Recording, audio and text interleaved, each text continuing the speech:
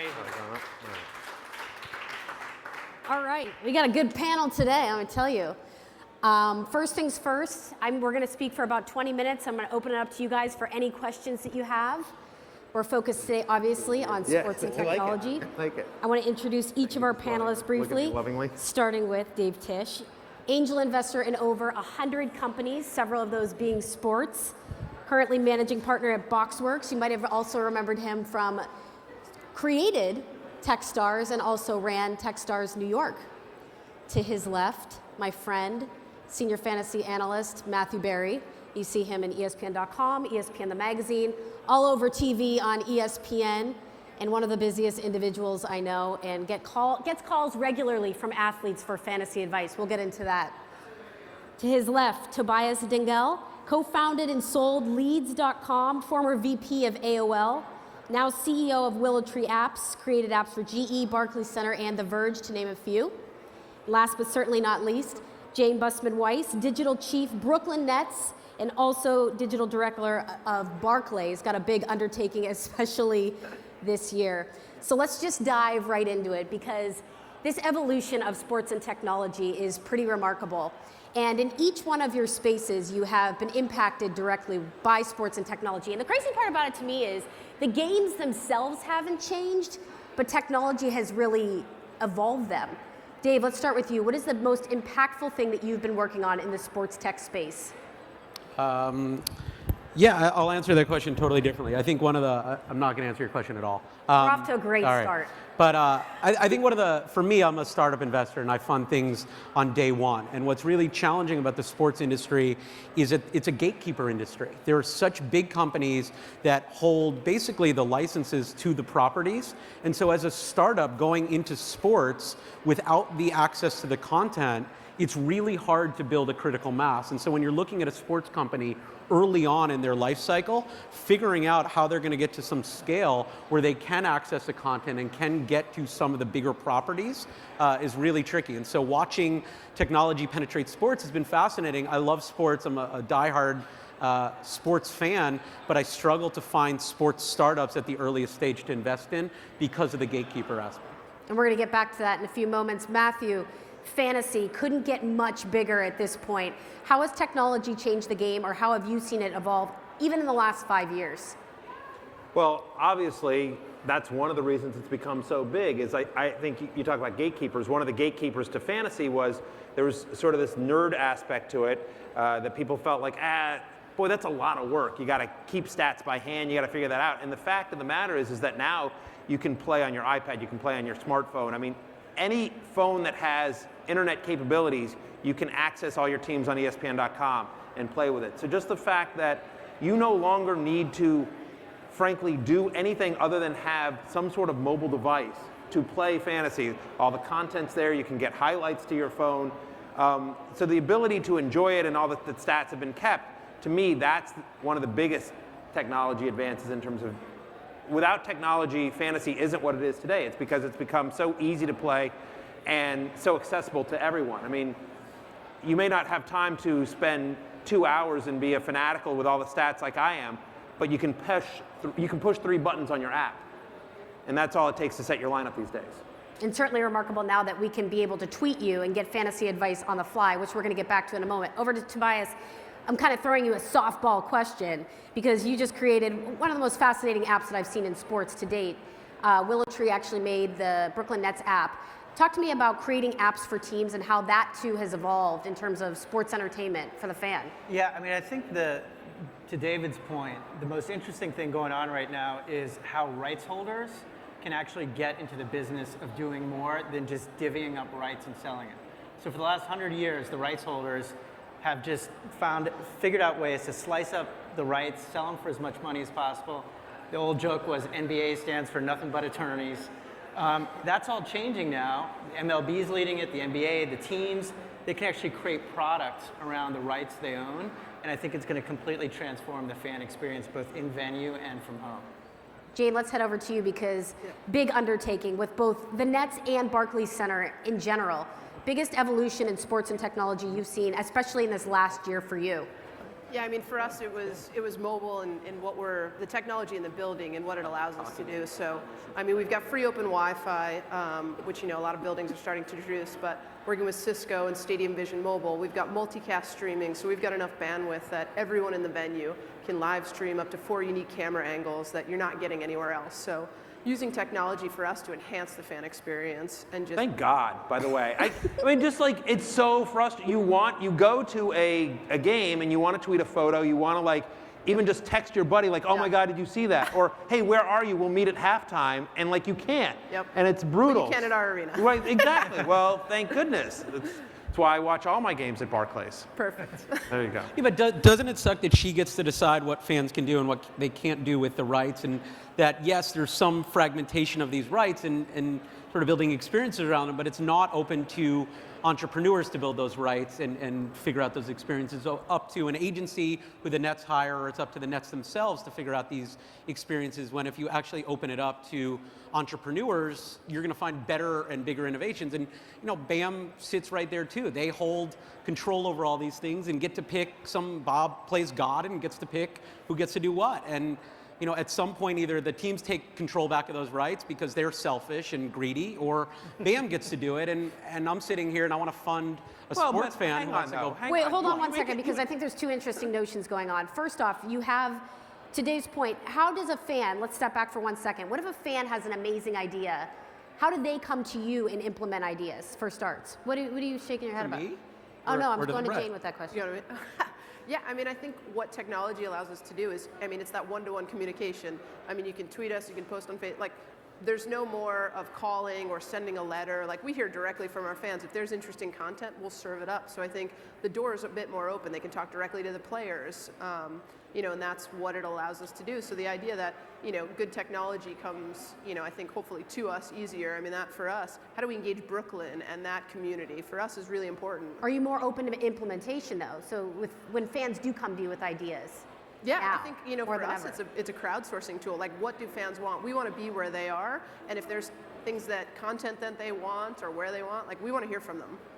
I want to get back to Dave, because you can sit and write all these questions, but some of the best stuff just comes from BSing on the side. And you made a really interesting comment. You said he's an angel investor in over 100 companies, and how many of those are sports? 3 are probably directly oriented towards sports, but none are consumer-facing sports companies. And you had made a note that it's very frustrating and you find it hard to invest in sports. I want to dive into that. You cannot disrupt BAM. No matter what, as an entrepreneur, you have zero ability to disrupt BAM because they own the whole thing and they have the rights. And so if you're going to go try to build a better baseball experience, it's next to impossible unless they literally allow you to with legal and economic permission, and they'll limit the amount of money you can make because at the end of the day, they're in it for owning their rights. And so it's the same as a mobile carrier in some way. The sports leagues emulate what a mobile carrier looks like in terms of access to distribution. Your cable company is no different than a sports league. Everybody loves the sports leagues because they have sports. Everybody hates the cable companies because they send some dude to your house to repair it. But literally, from a business perspective, they behave in almost an identical way. So say you do have 5 investments you have in the sports tech arena. Give me one that you said, I'm going to commit to this one. I have to hear the other side of it. So we did a company called Automated Insights, which used to be called Statsheet. What they do is they take box scores and they can extrapolate from the box score and a lot of the stuff that's happening in the game in automated story. And so the thought there was ESPN and all these big companies aren't paying attention to the long tail of sports where there are deep fans. So University of Montana doesn't have the same coverage on ESPN as the University of Michigan. And so Statsheet allows the University of Montana to produce some content automated without employing people to do it, such that their fans can stay up to date with what's going on in their passion points. They're making some progress, but it's really hard because at the top of sports sit these 4 leagues and sort of the fat head, and that's where really the money in sports is, and it's hard to access that money from an entrepreneur standpoint. Fair enough. I mean, the one Go ahead. counterpoint I would make to that is that we've built a nice business in sports, and it's by working with the teams. And it's a different kind of business. It's not a Google kind of business where you put in $10 million and you get out $1 billion. It's more of an agency model of business. It's working with the teams. There's a ton of innovation going on. but it's not this wide open field because it's all got to be inside the rights. And it's even within the arena, you got to be inside. You're a the services box. business, not a product That's business. right. To build a product business in sports Correct. from the outside is next to impossible. Tobias, when you built the Nets app, this is one of the best apps I've seen to date. And it gives you, you're allowed to hop in there. Obviously, Wi-Fi in Arena is incredible. But inside the app, you can change the camera view. You can see it from a slam cam. They're going to have mascot cams. The camera angles alone are really cool. You can tweet to the scoreboard, which is like the Kiss cam has evolved, I call it. Right. There's a lot of really cool things you can do beyond the stats, statistics, and data that an average fan would want. When you created that for the Nets, did other teams start coming to you? And what was that? What was that process like after that? It is now the Barclays Center, just won last night the SBJ Award for the Arena of the Year, the Venue of the Year. You go to any game, there's probably 5 sports teams from around the world touring the Barclays Center. We've met Real Madrid, we've met Manchester United, we've met the Dallas Cowboys. All of them are walking around Barclays to see what they But how do you, as WIlliowTree, as an app company, sell this app? Like, hey, we created the Nets app. Moving forward, this is why Real Madrid, you need our app service. Yeah, so that's exactly what we're doing right now. We're sitting on top. I mean, it's primarily Cisco. There's a few other players that are wiring all these stadiums up. And then they need a service provider to actually create cool functionality.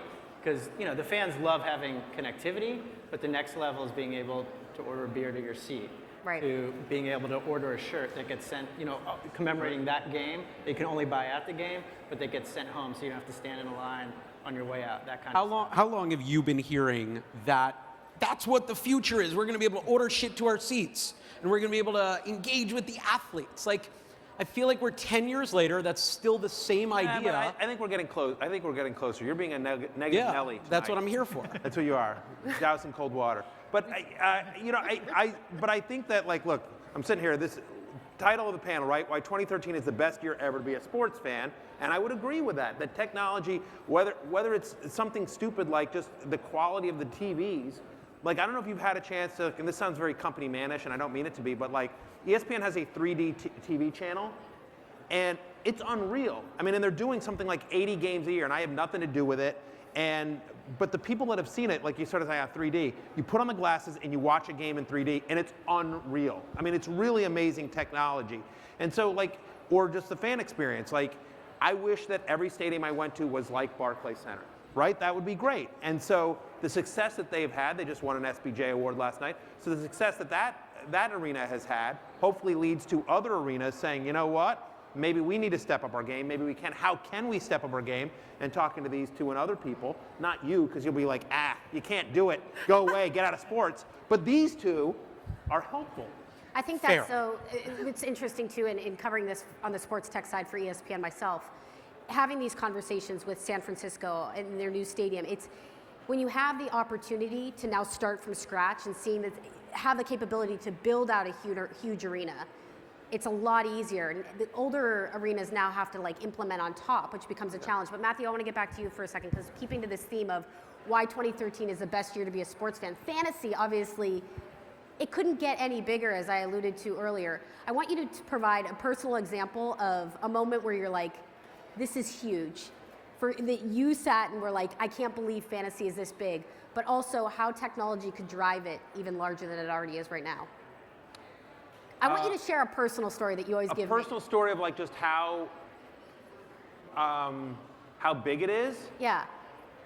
I mean, just when you find people that play, like, so, I mean, like, I know of a 90-year-old grandmother that just won her league last year. Like, I'm doing this book coming out, and so like there's a story about her. And here, I mean, speaking of Barclays Center, I got a call last year in August from a mutual friend. Mutual friend called me up and said, "Hey, we need you to come we want you to come MC a fantasy draft." And I'm like, I don't really do that. And they're like, "Well, it's Jay-Z's draft. I'll do that." So, like, really, Jay-Z plays fantasy? And he's like hardcore into it. Like, and this is like a super competitive league, and it was a great night. But I mean, like, when you find out, like, everyone from like, an 8-year-olds will come up to me and ask me like, "Hey, who do I start on Sunday?" So when you've got 90-year-old grandmothers to 8-year-olds to like world famous rappers to like, you know, Dale Earnhardt Jr. in like 5 leagues. Like everyone plays. It's all walks of life. It's one of those things that I think when I started in it, it was sort of like, it was very, very male, very white, and very kind of stereotypically nerdy. And now it's literally like everyone. So that's sort of a personal experience. Jamie Edmondson, who's her and Evan Longoria now just had a kid and everything like that. She's Miss January 2010. She tweets me all the time for fantasy advice. Like if you told 14-year-old me that a Playboy Playmate would be texting me or tweeting out to me for fantasy advice, like I'd have exploded on the spot, you know. We're just keeping it real. Literally, I don't mean please. We're just keeping it I just real. mean my whole flaming burning. Matthew, are you following at all Yes. the legalization of fantasy sports and betting? Does that mean anything to you? Yeah, it does. I mean, obviously, we consider it a game of skill, and so far Congress has agreed with us. And you know, there have been people that have tried to argue against that, and we disagree with it. I know that if I play somebody in fantasy sports that's never played before, obviously there's a little bit of luck, but 99 out of 100 times I'm going to beat that person. It's a game of skill. But you have two people that have never, you know, but me and somebody else walk up to a craps table, we both got an equal chance of rolling the dice the same way. So I follow it. I'm not particularly concerned with it, just because I know sort of the world. I know the fantasy world really well, and I know what the rules are. Jayne, over to you, a little bit of a digression. Biggest challenge in undertaking a huge digital achievement this year? I mean, I think for us, you know, it was a tremendous year, and there's been a lot of successes, and we've got the building connectivity, but it's kind of what's next? How do we continue to stay in front? How do we continue to innovate? You know, we've got this building, we've got the technology, so what can we do that's new, different, better? So for us, that's kind of the challenge, and you know, we talk to a lot of different developers and startups, and it's finding the right partner too, when you make that decision, to be able to kind of work with, to be able to build not only, you know, the app that we've got, but how do we continue to iterate and build on top of that? Look, and the positive thing to that point, and sort of countering what I said before, is that it's really hard for a startup to go to the nets and say, hey, install us in front of your fan base. Your fan base expects high quality, expects no breaking. It should be, by the way. Right, I agree. It should be hard for a startup, like somebody proven. Like, it should be hard. Like, there should be a hard barrier to entry because the stakes are that high, because the fan expectations are that high. Like, good. Yeah, like if I pay... I just said that. Okay, fine, good. Go ahead. You can continue. No, you're up. No. I'm gonna ride this out. But I think, you know, one of the pushbacks though is that raise your hand if you were at Madison Square Garden 15 years ago. Seriously, they had TVs in the seats, on the seat, that you could press a button and get stuff delivered to you automated. Those TVs are gone, so it's not as though there haven't been attempts at putting technology in the seats. There, Kangaroo TV, which was not a success. There have been numerous attempts at injecting technology into the arena and enhancing the fan experience that are not new. It feels to me, and this is where the pain that I was expressing before, is that the ideas are just regurgitated every 5 years in new attempts to do the exact same thing. And I think at some point, so you see things like Pogo Seat, where now you can upgrade your seat in the middle of a game. You see where you can get like automated pickup from the store, from the thing, and I hope that there is a wave of innovation that really takes us to another level beyond just those conveniences of making the arena experience a little bit better. I think that's speaking to like towards a segmented type of audience. We take technologies like embedding smart chips in MLS jerseys this year, unequal technologies that are protecting 16 of 32 NFL quarterbacks. That's the sports and technology, you know, that I cover on a very high level that hasn't been done before. So I think there's sports and technology to me is so vast that we can talk about it from an app, from a fantasy, or from a hardware or software perspective. I mean, the Google Glass thing. I mean, imagine a player wearing that Google Glass during a live game. No, because then he's going to shatter and his eye's going to get cut and we're all going to... There's no glasses in the glass, Dave. Yeah, well, and... Just a They're square. indestructible. Yeah. It's just a square. But... Been testing them for a few weeks. Right. Sports You're not scores, there yet, but yes. just imagine Glass, what that no. might look like, or on a referee. We had helmet cams in the XFLs, right? Like, I'm just... Those were cool. Yeah, I mean, the one point All right, I'd we're make gonna to your stop down. point Oh, go ahead, on Tobias, the you have the last point. technology is what's different now is everyone's got this mobile device in their pocket, Right. and they know how to run it, and That's it knows fair. who you are. So going back to the screens, they didn't know who you were, you didn't know how to work it. There are a lot of barriers to entry that this device changes. And to me, it's a little bit like, we had Newtons 15 years ago, they sucked, and now we've got iPhones, and it's a much better experience. And I think at some point we get the technology to a point where it gets. I think that's a good point. That's the other thing. It's like there's two different things. Is the idea not good, or is the technology not right? Like, I think those ideas are good, being able to order food to your seat or whatever. I think the idea is right, just the execution hasn't been there. But that's not a technology execution, it's a logistics execution of operating your stadium That's and making sure your runners are actually delivering stuff properly and not invading the game and things like that. Yeah, sometimes you can build the technology, but it's the smallest little piece of logistics and infrastructure that can sort of be the hurdle. All right, I want to do something a little unconventional. We have about 7 minutes left, and I know we have sports fans in the audience. Instead of carrying this dialogue, I want you guys' questions. We have 4 very dynamic individuals up here with very different backgrounds, so ask away. Who's got the first question? Yes, to you. I'm a bit of a ringer. I want to ask each of you, what is the true game-changing app that you use to help you be a better and smarter sports fan on a daily basis? Twitter. Twitter's fantastic, obviously, for what I do in terms of information gathering. I will also say, like all of our fantasy apps, I don't play all my leagues on ESPN, so the apps that are better, and when the apps aren't as good as the ones on ESPN, they upset me. And the MLB at Bat app for fantasy baseball is also, it's a terrific app. Yeah, I'm also going to hedge and give you 3. One is whatever league I'm in, their app for fantasy. I check that all the time, and I check ESPN ScoreCenter multiple times a day. And I check typically Sports Blog Nation because I follow the University of Virginia, and because of their team performance, no true journalist covers the University of Virginia. So SB Nation and services like that do a great job. I'll also add, I know I sound like a total company shill, but the Watch ESPN app is terrific as well. They just do it. I have nothing to do with it. I can't take, but it's a great product. And there have been a lot of times when I've been on a plane or I've been traveling, and I'm very happy that the game is on ESPN because then I can watch it on that app. Yeah, for me, it's, I'm on Twitter all the time. I have to say, all the apps that they've mentioned, we looked at ESPN, we looked at, MLB app. Those are the ones that we were looking at when we were designing ours and looking at key functionality. But, as a sports fan, that's what I'm using. I'm using Watch ESPN and those. Yes, go ahead. And then back to you, sorry.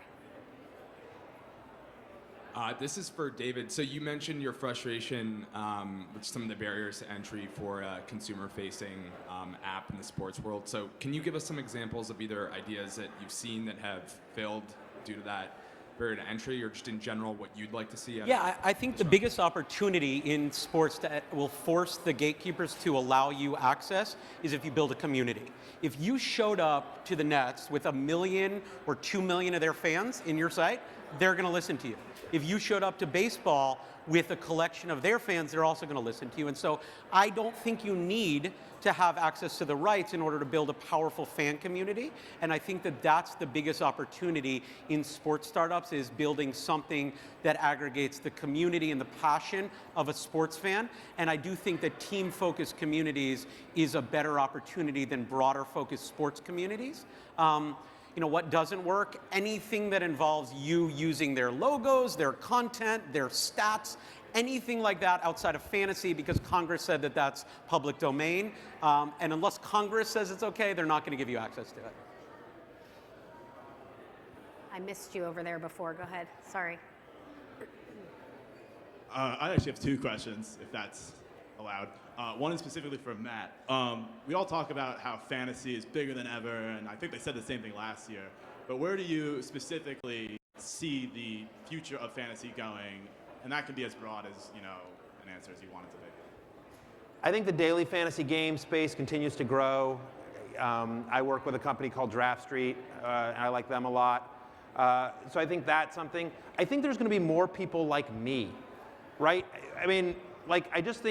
I think games will get easier to play. I think there'll be more casual games and that kind of stuff. But I think ultimately, one of the other things, I just think there'll be more people like me, which is I'm paid by ESPN to talk about fantasy sports, which is sort of crazy. 5 years ago, like that, you know, I always get asked, is that your dream job? I'm like, no, when I was dreaming of jobs, it didn't exist. So I think that fantasy will continue to make inroads in terms of broadcast, and now we see it somewhat on the scrolls, under games and that kind of stuff, and I think it just continues to become more and more part of our conversation. We're still not where I think we need to be, obviously, in terms of like, if it's up to me, like, you know, there'd be a segment on SportsCenter every night, you know, like we do 2 minutes on NASCAR, 2 minutes on fantasy, 2 minutes on the NFL, 10 minutes on the NFL, you know, whatever. And, so I think you'll see more and more people getting that fantasy become just more and more mainstream, and right now you're aware of it. I think just more and more people will be playing as well. Okay, great. And then just in general, but I guess more for you guys on the over there. Are you worried that the advancement? Sorry. It's not easy on a mic. Cut the man some slack. Are you worried that the advancement of technology for viewing sports in general at home will outpace the technology use of the experience of going to a stadium and watching sports there, and that one might supersede the other? I'm not concerned. I mean, I think for me, and as a sports fan and working at a venue and a team, the best experience is in the arena. I mean, that's the community. That's the moment you remember when you're wearing a Rangers hat. You remember in '94 if you were at the Garden. You remember, when we first played the Knicks, and that's a memory that you have with those people in the building at that time. And I think what we're trying to do is bring the technology into the arena that will extend that experience so that it's above and beyond what you'll experience at home, even in front of your 80-inch TV. So the live video that you'll get in your app and the conveniences that we can afford. But really, I think that live experience, there's just something that, while it's great on a big screen, for me, there's nothing like being there. And you can't get the nachos at your house. Just the chicken those are my fingers favorite. at Barclays Center. Nachos. Or and they bring them to your seat using the app. Yes. World-class nachos. But it's all ultimately based on the plumbing Honey and mustard, getting the forget it. Wi-Fi into those buildings. And that's happening right now. Starting with Barclays and a bunch of other arenas. Okay, it looks like we have time for one, maybe two more questions. Who's up? Who's on deck? Yes. No Yankees hats question. Oh, Yankees allowed. He's not wearing it anymore. Don't listen to him. Just saying. I guess this is for whoever wants to take it. It seems more and more fans are going, the first screen is actually their phone.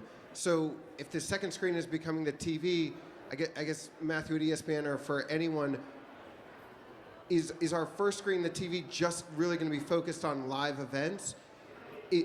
Or are they going to, I know they work hand in hand, but like you said, how come we're not seeing more fantasy stuff on television, more tech stuff on television? If you saw the launch of Xbox One yesterday or 2 days ago, you see where that's coming. And the convergence of your phone and the experiences on your phone into your TV is happening. The biggest issue to me, I was a first investor in Boxy, which was 5 years ago, the beginning of social TV, is actually the way you engage with the TV. The remote has been the barrier for that experience to me to emerge, and I think the mobile phone is allowing that experience to come together a bit tighter because you can actually interact with the television in a much more powerful way. Yeah, I think it sort of depends on what you want to do. Like, just personally for me, like, I don't want fantasy stats on my TV. I want to watch the game. When Tom Brady throws a touchdown pass, I can do that math in my head on what that does for my team. Like, and I like checking my live scoring every once in a while on my app and that kind of stuff, or getting alerts if there's a game that I'm not able to watch. But generally speaking, like, that's not how I watch TV. Like I want the full screen, and then I got my phone here if I'm texting a buddy or whatever, then I do that. But I will say this, at ESPN, that's something we talk about a ton in terms of dual screen, and we're all about just giving, literally a phrase that we use a lot is, serve sports fans wherever. So just whatever platform they are on, whatever device they want to consume our content on, make sure it's available to them. Looks like we are out of time. Jayne, Tobias, Matthew, Dave, give them a round of applause. And thank you guys all for joining. Thank you.